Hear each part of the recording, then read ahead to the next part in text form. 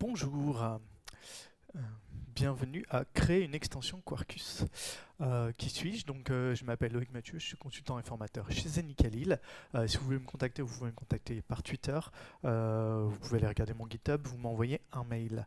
Je suis aussi Google développeur expert sur les technologies GCP et contributeur Quarkus.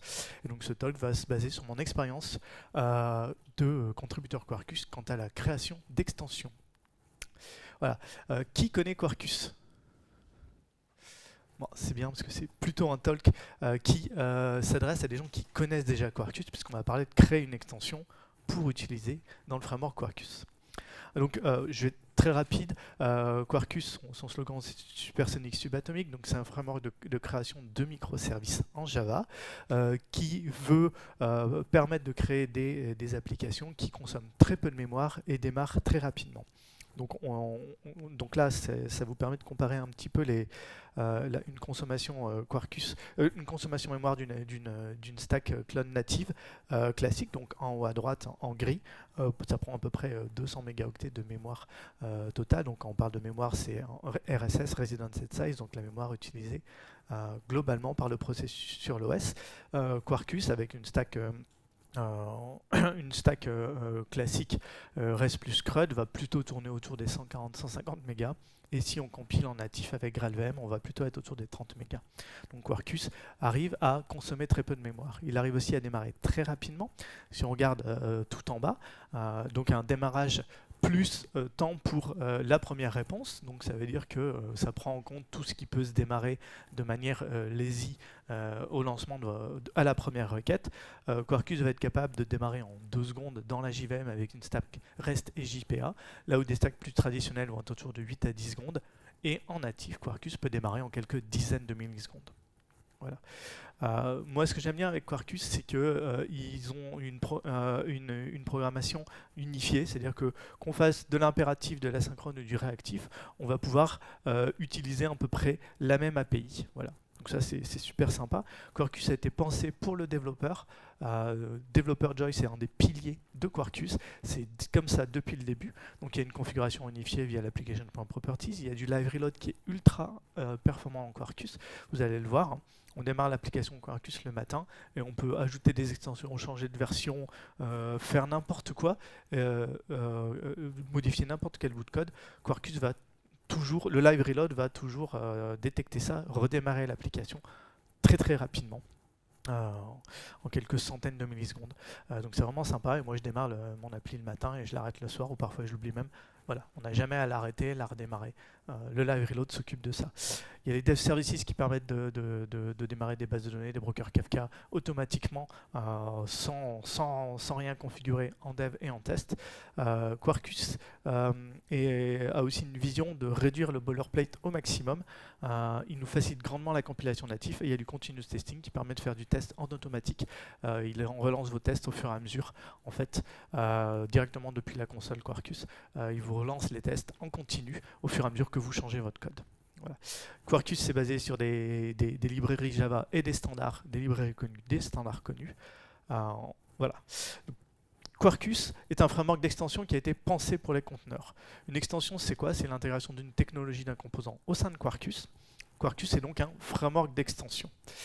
Le principe, c'est qu'on va intégrer uniquement les librairies tierces nécessaires. On a un core framework qui est très très petit et tout va être intégré via des extensions. Une extension est séparée en 2 composants. Un composant deployment et un composant runtime.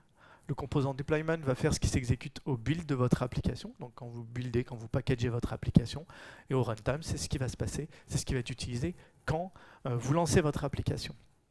L'intérêt du séparation deployment et runtime, c'est que quand vous avez une librairie qui n'est pas nécessaire au runtime, elle ne sera même pas packagée dans votre application si elle n'est nécessaire qu'au deployment, donc qu'au build. Une extension Quarkus va s'intégrer dans le mécanisme de configuration globale de Quarkus, ce qui semble logique. Donc on va pouvoir configurer toutes les extensions via l'application.properties et dans la bin factory CDI, donc dans le conteneur de bin. Le plugin Maven ou Gradle va construire une application optimisée basée sur toutes vos extensions. Le but, c'est de minimiser l'empreinte mémoire et optimiser la performance de démarrage. De plus, le packaging est optimisé pour les conteneurs. On va séparer les librairies tierces du code applicatif pour pouvoir avoir plusieurs layers dans notre conteneur Docker. Petite digression sur GraalVM, je vais aller très rapidement. GraalVM, c'est un projet qui regroupe plusieurs parties, entre autres un compiler qui permet d'être utilisé en ahead of time, donc qui va permettre de compiler votre application avant son exécution dans un package binaire hautement optimisé pour l'OS sur lequel va s'exécuter votre application. Il contient aussi SubstrateVM qui est une mini VM qui sera intégrée dans votre exécutable natif. Le problème, c'est que SubstrateVM, il a besoin de connaître l'intégralité du code qui va être exécuté. C'est ce qu'on appelle Closed Word Assumption. Entre autres, il y a un support partiel de la réflexion et des proxys dynamiques. En fait, il ne les supporte que si on configure GraalVM pour pouvoir faire de la réflexion sur certaines classes, générer des proxys pour d'autres. Il fait un dead code elimination, donc il va supprimer tout le code non nécessaire de votre application, de toutes vos dépendances, de manière très agressive. Et aussi, c'est une JVM partielle, c'est-à-dire qu'il manque du JVMX, du JVMTI, donc on n'a pas d'agent Java et ainsi de suite. C'est compatible Java 8 et 11 et il y a 16 en expérimental. Par contre, l'intérêt, c'est qu'après, vous avez une application qui démarre quasiment instantanément et qui consomme très peu de mémoire, ce qui peut être très utile si vous voulez avoir une densité de déploiement très importante. Quarkus a été pensé dès le début pour GraalVM. Pourquoi ? Parce qu'il va privilégier la génération de bytecode. Donc le bytecode, c'est quand vous compilez une classe Java, vous la compilez en point classe. Dans le point classe, c'est du bytecode Java. Donc c'est un ensemble d'instructions spécifiques qui sont passées à l'interpréteur de la JVM. Donc il va privilégier la génération de bytecode à la réflexion. Quarkus facilite grandement l'utilisation de GraalVM. Il va supporter le SSL automatiquement. Il y a des annotations pour enregistrer des classes pour réflexion. Il y a des substitutions qui sont des moyens de remplacer un bout de code de GraalVM par un autre, un bout de code de votre application ou d'une librairie, d'une dépendance par un autre bout de code. Et tout ça est géré par le plugin Maven et il y a beaucoup de documentation. Ce qui est intéressant, c'est que chaque extension est compatible GraalVM. Chaque extension va aller configurer ce qui est nécessaire. Va aller automatiquement enregistrer des bins, enregistrer des classes pour la réflexion, va aller ajouter des substitutions. D'où l'importance des extensions pour que votre application soit compatible GraalVM. Toutes ces optimisations sont aussi profitables dans une JVM standard, puisque si on limite tout ce qui est dynamique et qu'on déporte au build le démarrage de nos frameworks, on va avoir un démarrage plus rapide, on va avoir une empreinte mémoire plus faible. Quarkus a ce qu'on appelle un three-stage augmentation. Donc ça veut dire qu'il va effectuer au build l'augmentation, ce que d'autres frameworks effectuent au démarrage. Okay, ou certains autres frameworks le font aussi via un annotation processor. Et donc ça, on va le voir, c'est en 3 étapes, c'est juste après. Cette phase de build est appelée augmentation. En fonction du mode de lancement, elle est effectuée soit au test, soit pour les tests, une fois pour tous les tests lancés. Quand vous êtes en dev, donc ça veut dire quand vous êtes en train de développer en Quarkus, vous utilisez le dev mode de Quarkus, c'est mvn quarkus2.dev. C'est le dev mode avec entre autres le library load dont je vous ai parlé. Dans ce cas-là, en fait, l'augmentation va être faite au démarrage de l'application, puis à chaque library load. Mais quand vous êtes en production, donc ça veut dire quand vous lancez votre application via un jar ou un natif, en fait, l'augmentation, une partie des étapes auront été faites lors du build Maven et Gradle. C'est comme ça que Quarkus réussit à déplacer dans le build Maven ou Gradle le démarrage d'une partie du framework et de toutes les extensions. Voilà donc les fameuses 3 étapes. Donc lors de la compilation, lors du build, vous avez la phase d'augmentation et la phase de static init de Quarkus. Et au démarrage, vous allez avoir le runtime init, qui est la dernière phase de l'augmentation Quarkus, qui va vraiment faire les étapes qu'on ne peut pas faire au build. Et ensuite, votre application tourne. Donc maintenant, je vais vous faire une petite démo sur comment créer une extension Quarkus. L'extension Quarkus, elle est démarrée avec un archetype Maven. Et ensuite, vous allez pouvoir coder un ensemble d'étapes, de build steps, que va pouvoir exécuter votre extension lors du build Maven ou Gradle. Entre autres, dans ces étapes, on peut avoir la déclaration d'une features. On va pouvoir comment on gère la configuration. On va pouvoir gérer tout ce qui est enregistrement de bin CDI. On va parler un petit peu de Jandex, qui est un outil qui permet d'indexer le code de votre application. Donc comme Quarkus ne veut pas utiliser la réflexion, il l'utilise pas non plus au build, il l'utilise vraiment le moins possible. Et donc le principe, c'est qu'il utilise un outil qui s'appelle Jandex, qui va créer vraiment un index de recherche. Pensez à un index comme si c'était Google ou Elasticsearch qui allait indexer tout votre code. Et après, on va pouvoir se baser sur l'index. Donc c'est ultra performant une fois l'index est exécuté et créé, pardon, pour pouvoir aller trouver toutes les classes qui implémentent une interface, toutes les classes qui déclarent une annotation, et ainsi de suite, aller inspecter toutes les méthodes, aller accéder aux paramètres des méthodes. C'est vraiment un index de votre code en tant que moteur de recherche. Et on va un petit peu voir comment on est capable de faire de la génération de bytecode ou enregistrer des choses spécifiques pour GraalVM. Ok, on y va. Oups. Alors, j'ai une petite application qui est très simple.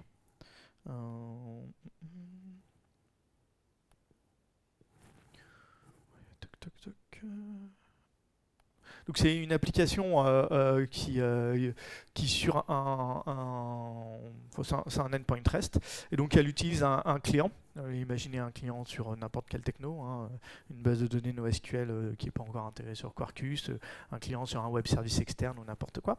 Donc là aujourd'hui, mon implémentation de base, c'est que je crée mon client, je fais un new client, et après j'appelle mon client quand je fais un hello world. Ok. Attendez, je sais pas si. Et donc ça c'est mon... Voilà. Donc là pour l'instant c'est mon extension, elle est assez classique. Ok. Donc là c'est mon application démo, MVN Quarkus Dev. Voilà. Pardon. Je suis où? Je suis pas au bon endroit. D'accord, ouais. Là c'est mon application démo. Et donc là je lance le fameux dev mode. Clac, il est lancé. Donc là, il me dit entre autres install features. Grosso modo, c'est la liste des extensions. La plupart des extensions vont envoyer un feature build item qui va permettre de se déclarer à Quarkus et pouvoir être listé dans sa liste des features. Et donc là, si je fais un curl sur localhost /hello, je vais avoir mon application qui dit bonjour. Ok. Ça, c'est une application assez classique. Maintenant, je vais vouloir aller créer une extension que je vais utiliser dans cette application pour aller ajouter des fonctionnalités un peu magiques. Okay. Donc, je vais vous montrer qu'est-ce que c'est que la génération d'une extension. Donc, pour créer une extension, on va utiliser le plugin Maven de Quarkus. On va utiliser le goal create extension, on va lui passer un groupe ID, on va lui passer le nom de l'extension, et là je lui dis de ne pas générer les tests parce que je n'ai pas besoin de tests. Qui a besoin de tests? Ok, donc il applique un ensemble de codes start qui sont des petits bouts de code pour l'extension.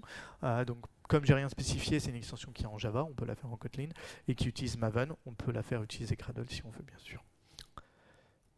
Alors, mon extension, elle est là, elle s'appelle Awesome Client, je vais la builder.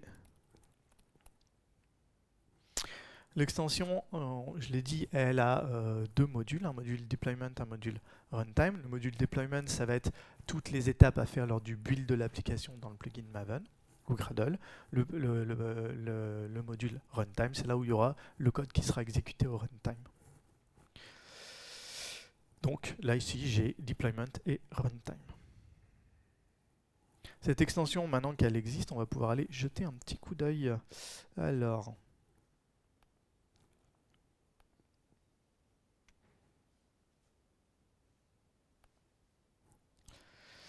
donc c'est au niveau du module runtime, c'est là où vous allez mettre par exemple les dépendances du framework que vous voulez intégrer. Ça va être dans le runtime.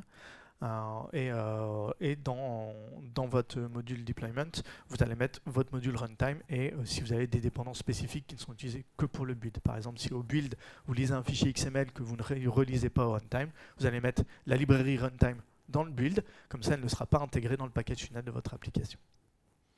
Là, c'est une extension qui est vide, elle a juste un petit fichier manifeste qui permet de donner des méta-informations sur l'extension, mais au runtime, il n'y a rien.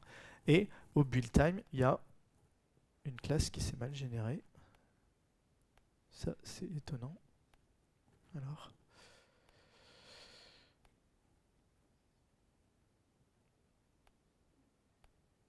Et au runtime, il n'y a rien du tout. C'est pas grave. Je vais passer sur ma première branche. Oh, merci. Merci beaucoup. Donc, par défaut, Quarkus crée un processor. Donc, le processor, c'est lui qui va contenir tous les build steps, donc les étapes de build de votre extension. Et un build step peut utiliser ou retourner des build items, donc des items qui vont s'intégrer dans le build. Les items, c'est la manière dont plusieurs extensions peuvent discuter entre elles ou dont les extensions peuvent envoyer des informations au système, au cœur framework. Donc là, j'ai un seul build step. Ce build step, il va être exécuté dans la phase d'augmentation. Si le build step doit être exécuté dans une autre phase que l'augmentation, donc au static init ou au runtime init, on doit aller le spécifier via annotation. Et ce build step, il va retourner un seul item qui va déclarer mon application comme étant awesome client. Okay. Alors, je vais aller intégrer mon application. Je vais aller intégrer mon extension dans mon application. Tac, tac. Et on va voir ce que ça va faire.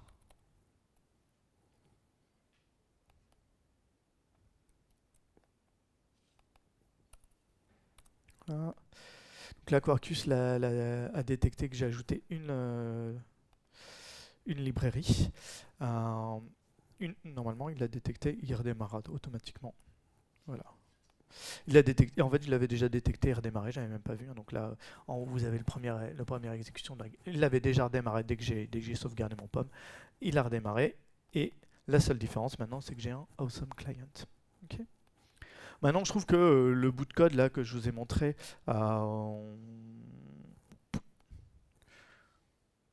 c'est un petit peu dommage. Mon awesome client, j'aimerais bien qu'il soit dans mon extension pour pouvoir le réutiliser à plusieurs endroits. Le but d'avoir une extension, c'est d'avoir du code qui soit réutilisable. Donc pour ça, on va aller enregistrer. Pardon, ça je ne vous le montre pas trop normalement, c'est pas grave. On va aller enregistrer dans la bin CDI, dans le conteneur CDI, un bin pour mon extension. Donc à quoi ça ressemble? À quoi ça ressemble? Et ben on va aller voir dans mon extension. Donc mon extension, maintenant, elle va avoir un composant runtime. Dans le composant runtime, je vais mettre mon client. Ok. Donc c'est plus ou moins le même code qu'avant. Donc c'est mon super client.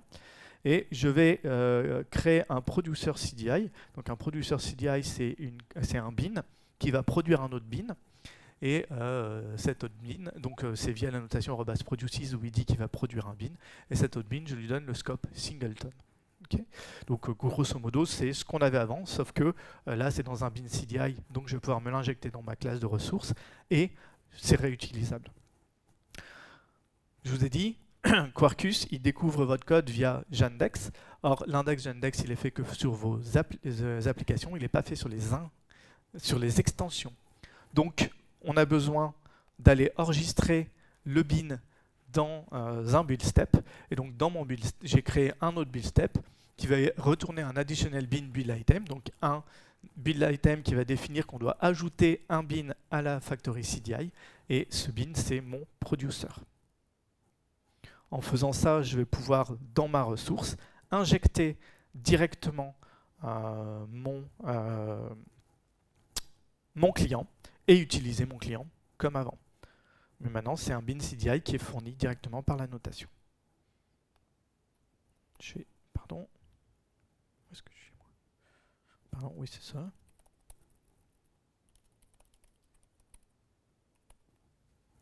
Donc je vais compiler la nouvelle version de mon extension et je vais relancer Quarkus. Que je modifie localement les fichiers de l'extension, je suis obligé de redémarrer parce que les fichiers changent. Et donc après, j'ai des problèmes sur les accès file system. Mais sinon, on n'a pas redémarré. Et ça marche. Okay. Donc mon client a été fourni. Maintenant, il y a un petit truc qui me chagrine dans mon client. Là, si vous voyez, j'ai un truc qui est hard-codé. Et les trucs hard-codés, c'est pas super joli. Là, ici, dans ce client, il y a il y a le root message qui est hardcodé directement via le producer. Donc, on va aller voir comment on va pouvoir aller configurer ce client. On va juste lancer une compile. Et donc, pour pouvoir aller configurer, pour pouvoir aller s'interfacer dans la configuration centralisée de Quarkus, pour une extension, on va créer une classe config. Donc une classe config, c'est une interface, non c'est une classe, pardon, qui est annotée par @config_root et qui définit des config items. Donc chaque config item doit être documenté, ça permet de générer de la documentation automatique, et le config root va définir à quelle phase la configuration est faite. Là c'est une configuration qui est pour le runtime, pour pouvoir aller surcharger le message de mon awesome client au runtime. Et c'est tout, il n'y a rien d'autre à faire. La configuration va être détectée et va pouvoir s'intégrer directement dans le système de configuration centralisé de Quarkus. Donc après, je vais le configurer comme ça. Donc Quarkus.awesome_client qui est mon config root.root_message qui est le nom de mon option de configuration. Donc là, je vais quand même... voilà. Et donc là, après, si on regarde, ça devrait toujours remarcher. Non, parce que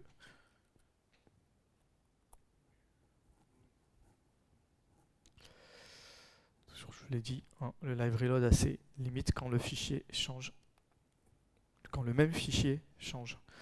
Après, on a des broken pipes. Voilà. Et donc là, ça marche toujours. Voilà. Alors, ça c'est sympa, mais on aimerait faire des choses un petit peu plus poussées avec cette extension. Entre autres, on voudrait qu'elle puisse nous proposer la création de storyteller. C'est un petit composant qui permet de raconter des histoires. Alors le storyteller, grosso modo, voilà comment ça marche. Donc là, bon, j'ai pas dit que c'était très très bon comme exemple, mais un storyteller, c'est un truc qui implémente Awesome Storyteller, et Awesome Storyteller, c'est une interface qui fournit une méthode default qu'on verra plus tard qui est TellStory. Donc après, dans mon ressource, je vais, avant de retourner à mon endpoint Hello World, je vais raconter une histoire. Raconter une histoire, grosso modo, et je vais afficher quelque chose dans la console. Pardon. Et donc, comment ça se passe dans mon extension? Donc, j'ai une interface Awesome Storyteller, donc avec ma méthode par default, donc qui donne une implémentation vide. Et donc, cette interface, elle est dans le module runtime de mon extension, puisqu'elle va être utilisée par mon application. Et il n'y a pas grand-chose d'autre. Par contre, là, on va commencer à complexifier un petit peu l'extension. Pourquoi ? Parce que ce qu'on va vouloir, c'est pouvoir aller toutes les implémentations de mon storyteller, je veux vouloir automatiquement les transformer en bin CDI. Puisque dans mon endpoint Hello World, je vais pouvoir me l'injecter via CDI. Donc pour ça, qu'est-ce qu'il faut faire? Il faut pouvoir accéder à l'index de Yandex. Donc pour ça, dans mon build step qui s'appelle Hello Worlder, je vais aller injecter en paramètre un application index build item qui va me permettre d'accéder à l'index Yandex. Et ensuite, dans cet index, je vais appeler la méthode getLNonImplementor de mon awesome_storyteller.class. Donc en fait, Yandex, tous les noms de classes sont des .name. Donc vous ne passez pas des noms de classe, vous placez des .name. Et donc je dois créer un .name depuis ma classe et je dois lui demander tout ce qui dans l'index implémente mon interface. Une fois que j'ai ça, je récupère juste les noms que je mets dans un set. Et ensuite, je vais pouvoir aller produire un additional bin build item. Alors là, en fait, comme je veux faire deux choses dans mon build step, produire un bin CDI et l'enregistrer pour la réflexion dans GraalVM, je ne peux pas retourner les deux. Parce qu'en Java, on ne peut retourner qu'un seul objet dans une méthode. Donc, je vais injecter des build producers qui vont permettre de produire des build items. Donc, c'est une alternative à retourner le build item par ma méthode, on s'injecte un build producer. Donc là, j'ai un build producer additional bin build item qui permet d'aller créer des additional bin build items pour enregistrer dans la registry, dans le container CDI, toutes mes implémentations de Storyteller. Et ensuite, j'ai un respective class buildItem qui permet de dire à GraalVM que cette classe doit être enregistrée pour réflexion, si jamais vous voulez faire de la réflexion dessus. Voilà. Au passage, sur un additional buildItem, on peut aussi ajouter un scope CDI. Donc là, j'ajoute le scope singleton. Ça évite de devoir manuellement aller ajouter la notation @CDI. Donc ça fait pas mal de boulot pour moi, pour nous. Voilà. C'est assez sympa. Donc là, on va compiler. On va vérifier que ça marche.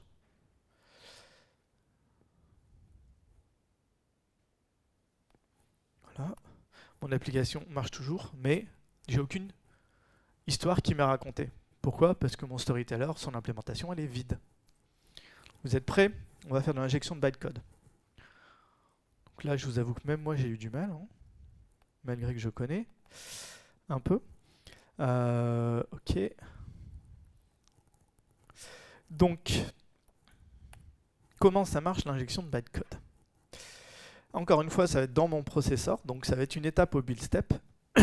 Et mon étape, elle va générer du bytecode pour toutes les méthodes, pour toutes les classes Awesome Storyteller. Donc pareil, je vais m'injecter un application index build item, et puis je vais pouvoir aller produire un bytecode transformer build item. Donc un bytecode transformer build item, c'est un build item qui permet de transformer une classe via du bytecode Java. Voilà.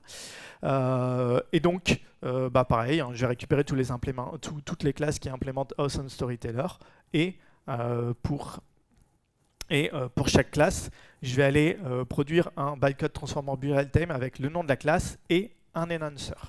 Et toute la magie est dans l'enhancer.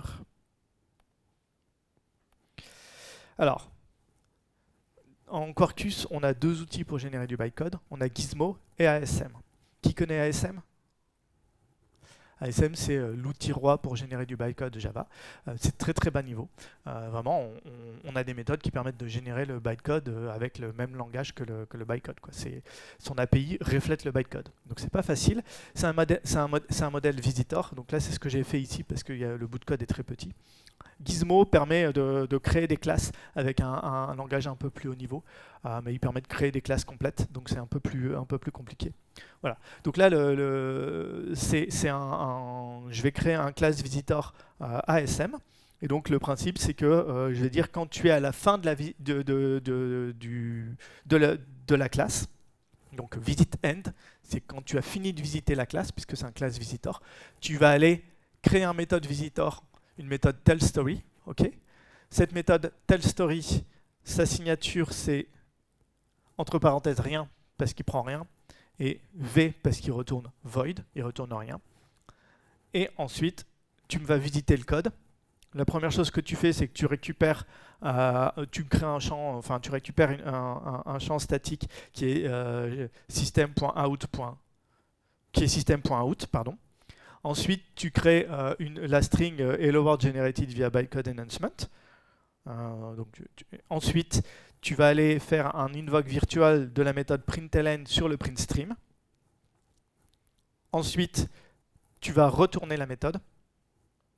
Ensuite, ça c'est un petit trick pour ASM quand on fait...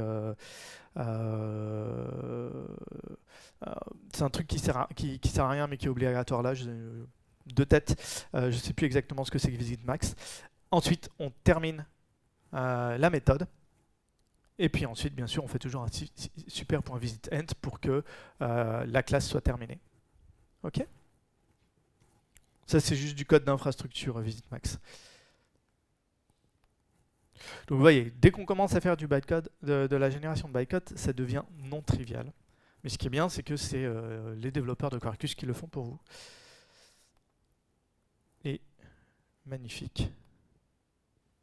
Voilà, j'ai eu du bytecode qui a été généré. Et donc la méthode a été implémentée par mon extension Quarkus.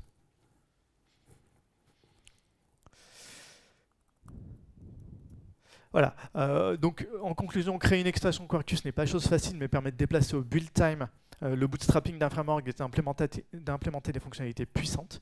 Il existe quelques moyens de s'en passer si vous avez le besoin. On peut créer des bin producers CDI dans une dépendance externe indexée par Yandex. Donc vous pouvez indexer les dépendances externes. On peut avoir des fichiers de configuration dans les dépendances externes qui sont dans le meta-inf microprofile config.properties. Et on peut aussi avoir la configuration spécifique GraalVM dans votre application. J'ai pas de temps pour les questions, hélas, mais enfin, j'ai le temps pour une question, il me reste 15 secondes. Ah, maintenant c'est en plus. Si vous avez des questions, c'est plus tard. Enfin, vous pouvez venir me voir pendant que j'en joue un peu dehors. Merci.